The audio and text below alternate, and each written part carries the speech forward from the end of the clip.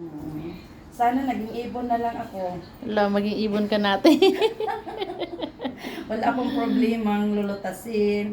Tapos Ayun. lumipad, pupunta. Gusto daw ni Ate Juliet maging ibon na lang, tuka-tuka na lang, katulad nun, oh, yun, oh, yun, oh. Oo, tapos pag busog Ayun. na, lilipad na sila. Oo. Mag-asawa kayo yan, te, kasi mag-asawa Hindi, man. boyfriend lang Ay, yun. boyfriend. Buti pang ibon, te, walang boyfriend. Oo, Ay, may hindi, boyfriend. Ako walang boyfriend, te. Ay, ayaan mo, walang boyfriend, walang sakit sa ulo. Ay, buti pang ibon. Praise sa kalayaan. lang, Ay, praise sa naglakad-lakad kalayaan. lang. Ay, praise sa kalayaan. Sana Sana all. ibon. Sana Ay, naging nako. ibon na lang ako. Ito maging ibon daw. Gusto niya maging ibon. Hala, kasi sikat ka ate kasi blinablog kita.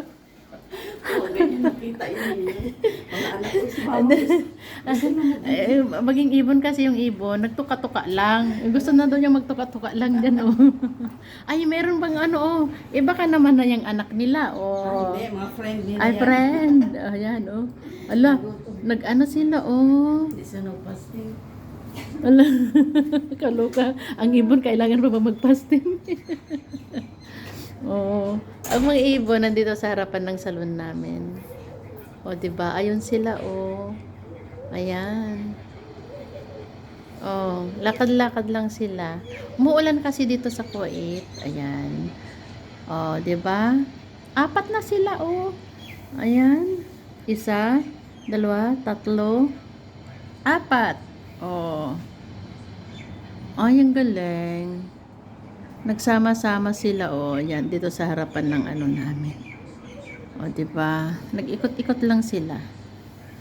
Oh. Ay, ang galing. Ayan. Diyan lang sila sa harapan. Tutuka-tuka lang. Thank you for watching, guys.